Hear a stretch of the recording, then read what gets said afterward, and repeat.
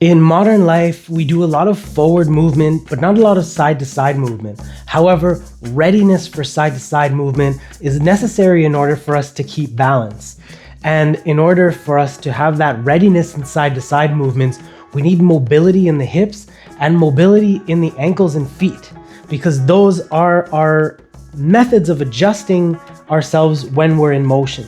So I'm going to introduce an exercise that will help to improve mobility in the feet and mobility in the hips, as well as creating a little bit of a habitual pattern in being able to be ready to move laterally in daily life. So we're going to use the Seiza position with flexed feet in order to make this happen. And I'm going to encourage you to do it without bolsters. It's going to feel uncomfortable, but working through that discomfort is actually, in this case, something that is helpful. You don't have to sit there for a very long time. You can take breaks when you need to, and then continue after you feel like you've rejuvenated a little bit. But it's working through that discomfort that eventually starts to lead to being able to hold this position without discomfort or pain in the toes. And we're going to work with a few variations here. So namely, for this first drill that we're going to do, we're going to be in a Seiza position, or you can bring your hands on the ground in front of you so that you don't have as much weight on your ankles.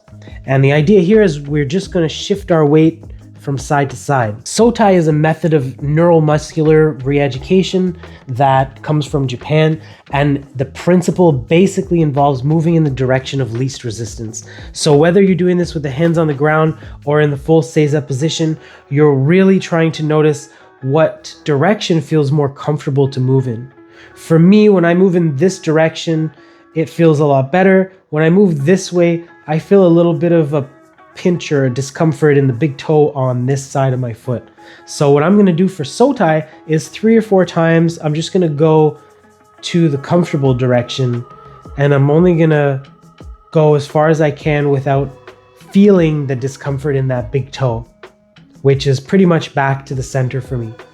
So I'm doing this 3 times, moving slowly, just shifting the weight to the side, coming back to the center and stopping before I feel the discomfort in that toe.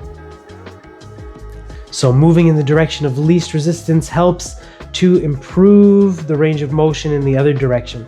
After you've done it a few times, you can check both sides a little bit. But again, make sure you're taking breaks when you get really tired, and make sure you're using this variation if it's too intense to be in full Seiza position. So next, we're going to be in this position again, but we're going to walk the hands forward just a little bit more, and we're going to lift the hips off of the heels this time. And with the hips off of the heels, this allows our hips to move a lot more easily, and we can create a greater motion with the hips, again, shifting from side to side. And as you shift from one side to the other, you're also turning your head like you're trying to look in the other direction. So it's not like a full knee hand crawl position.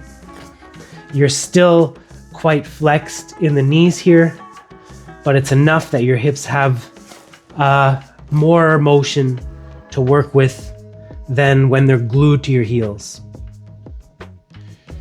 And again, in this one, you're going to want to explore if one side feels tighter, particularly tuning into your hips. For me, actually going in this direction is a little bit not painful or anything, but it does feel like I have more range of motion going this way. So I'm going to start in the center, and I'm going to move in that direction of least resistance 3 or 4 times, back to the center, and returning. And I'm going right back to the center, but I could go a little bit to that side, but more emphasizing the movement in the direction of least resistance. Generally, if I feel a discomfort, I'm stopping before I feel a discomfort. For me, in this position, it's really just more restricted in that side.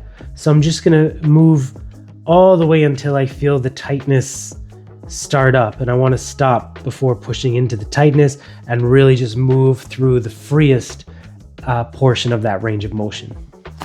So next, this one we're gonna actually get up onto our feet. So my feet are flat, my hands are flat, and I'm just shifting my hips to the side again, side to side. Basically I'm pushing my hips so that they're stacked over one of my feet. And again, I can notice if one side's tighter for me, this side is a little bit freer. So I'm gonna start from the center and move to the side here. Now I don't have to have my knees straight when I'm in this position. I'm not trying to do a full bend down and touch the floor kind of situation. I'm keeping my knees a little bit bent, and I'm keeping my fingers spread. I'm focusing on moving more in the direction of least resistance 3 or 4 times. So these 4 movements can help to really unlock the hip and the feet, especially if you do it a little bit every day. It's a good morning exercise to get into. Sotai is a very powerful but subtle technique. So just focus on taking a few reps to determine how you're feeling. It's all about proprioception and noticing, taking in that body awareness, developing it by tuning into what you're feeling. So noticing what you're feeling in each of those positions, which way feels tighter, which way feels more open, and then moving in the direction that feels more open 3 or 4 times. And you can check again and then move on to the next exercise. So if you do that regularly, you'll probably feel like you can rest in this position a little bit more freely, a little bit more comfortably, and then even move through different forms of this position in different ways. It becomes more of a mobility, and then it also carries over to how you move. If you're walking, your ability to shift your weight and balance yourself changes.